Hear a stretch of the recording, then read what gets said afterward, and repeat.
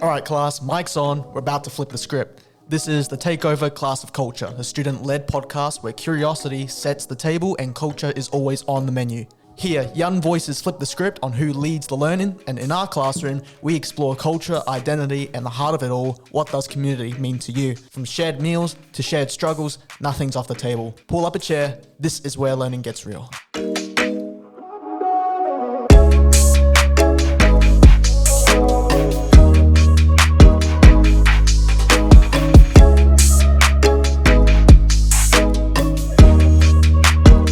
There's a lot of similarities between all kinds of cultures, especially living in Sydney, like you mentioned. So many different cultures and different people here, and we're all a part of that one community. And the more you go out there and connect with it, the better you feel about yourself as well.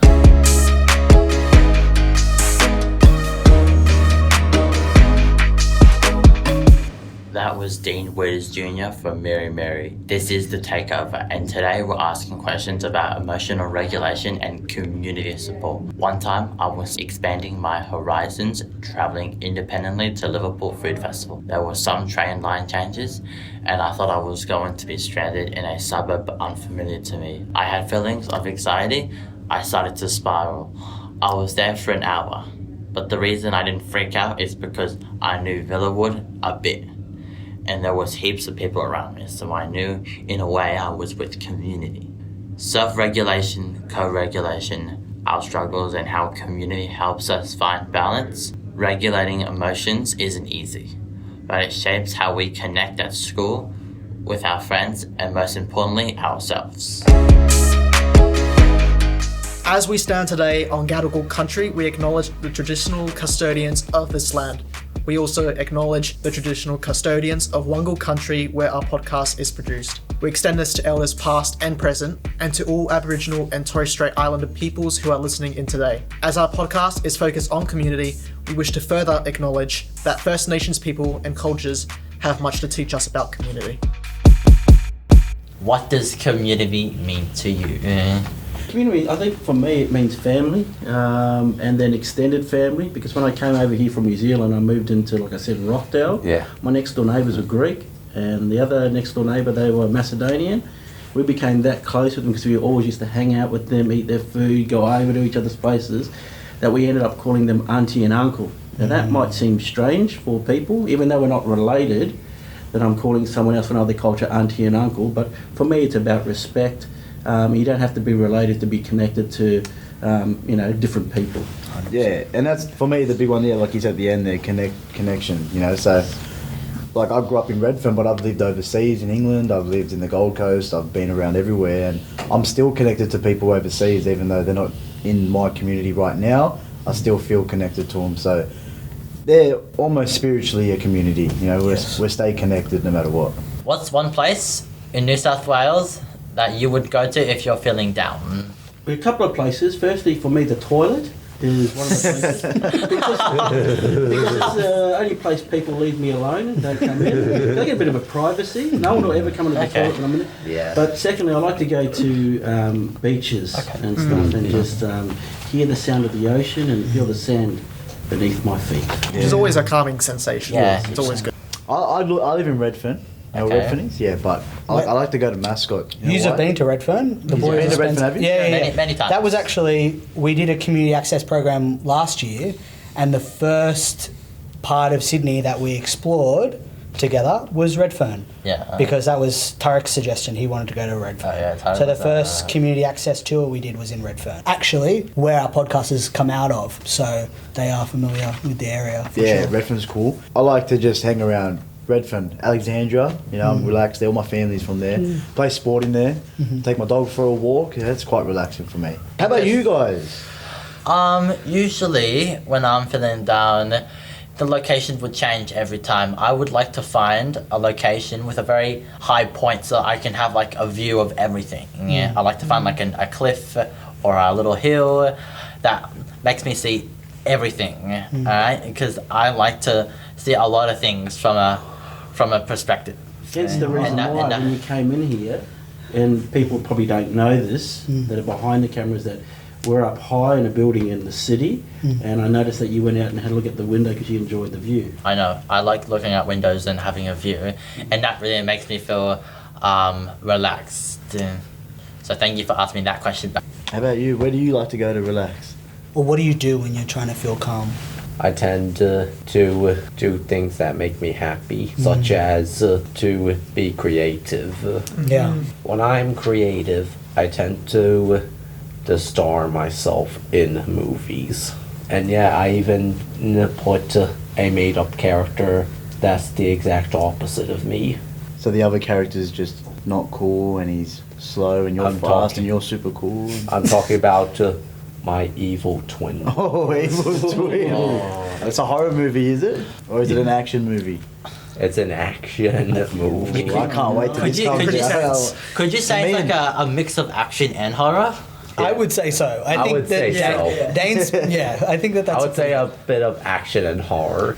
Yeah. He's a little bit messed Because I up. was saying, Oh, and yeah. yeah, because I was thinking, to me, you're charming, you're positive, you're optimistic, always planning for good things ahead. I think the opposite of you would be like a long, steep downhill dive. It just wouldn't be the best. Can I get you to come along and just give me compliments when I'm struggling? No one's ever said those things about me. Well, I don't know. Only if he has true things to say, because he's only going to tell you the truth. So if he doesn't have anything to say, Don't add. Maybe it's on So me. yeah, by the way, I have something to relate to. I'm gonna make it quick. About this guy, he's not only steep down, but he's a madman and a cannibalism. Cannibal. Yeah. Well, I was trying to talk to one of your peers yesterday about accountability. He thought I was saying cannibalism the whole time. He was like, cannibalism? And I was like, no, accountability. You're accountable to us. He's like, I don't want to eat you. And I was like, I'm like, can you just sit in the reading circle? We're trying to be accountable to each other. You're not trying to be accountable. You're trying to be accountable. Thank you. You heard it. Anyway, sorry. Back to Climb you. back out of that rabbit hole. Yes. Another question. Yes. Let's go to the host. Okay, who has been your biggest influence? Throughout my life, my influence has been probably my parents. But since I've been in the working space, like here at Mirri Mirri, Jared's been a big influence for me. He's taught me a lot, even though he acts like he doesn't. You know, so I've learned a lot about this stuff, especially learning about my culture. Jared sometimes even taught me more about my culture than I've even known. You know, so I guess my teachers have influenced me when I was going through school. My sporting coaches, you know, even just my friends. Drum it down to one person's tough, you know, to pick one person. But look, yeah, lots of people influence my life, you know. It's hard to pick just one for me. Yeah. Oh, gee, that was quite nice. Thank you for the compliment. If I had tear ducts, I'd be crying. If you could I got cry, my if tear you ducts could cry. removed because I started going for St George and I stopped crying, so I got them removed so I can't cry. But I think for me, it's my family, parents. It's also Dean. I'm going to throw it back to him. You don't need to do that. You know, I will. But I'll tell you why. Dean's only 24 years old, and you wouldn't believe what he's doing at 24 is nowhere near what I was doing when I was 24. You don't want to know what I was doing when I was 24. I was off the rails. But for a young man to come in and be so passionate about his culture and teach it to older people, younger people, it's really inspiring. Sounds like you both are talking about community raising you as well. Yeah, You know, 100%. like that sense of like it takes a village, right? It takes a village to It raise always- a kid, yeah. yeah. Yep, it does. You know, and when we don't have a village, when we don't have access to lots of different people, you know, that's actually, you know, a detriment to us. So maybe we've learned something about community and asking that question.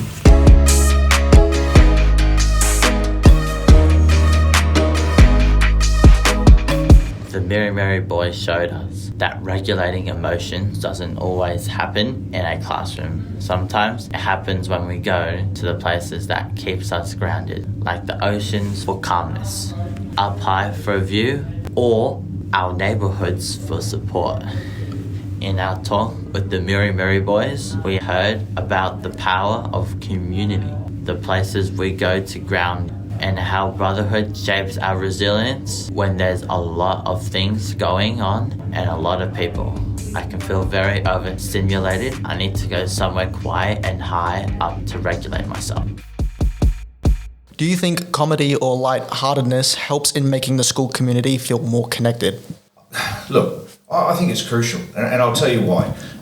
When I went for my deputy principal's interview, the first question was, what does a good school look like? I'll be quick.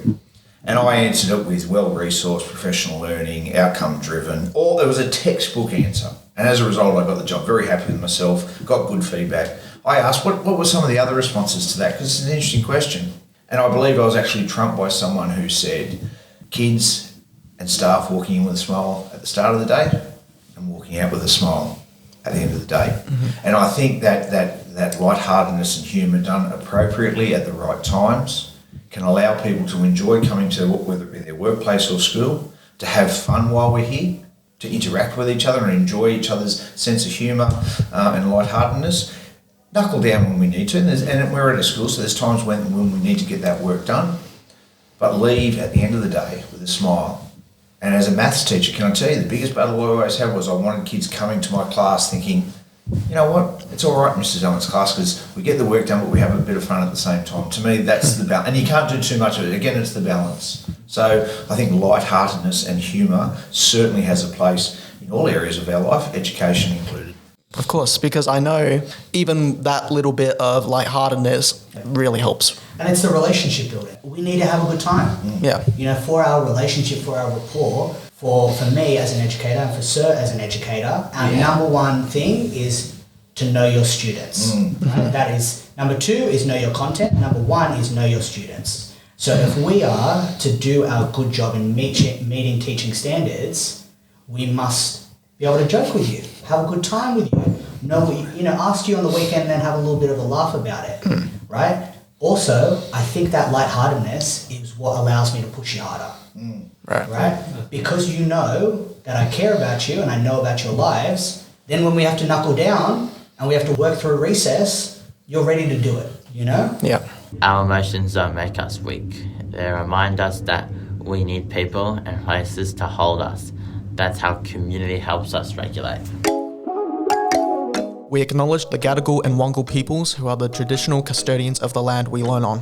We wish to acknowledge their elders past and present, and to acknowledge that Aboriginal people have and continue to be the first and primary knowledge holders, protectors and sharers of these lands. We wish to extend that respect to all Aboriginal and Torres Strait Islander people listening in. As our podcast is focused on community, we wish to further acknowledge that First Nations people and cultures have much to teach us about community.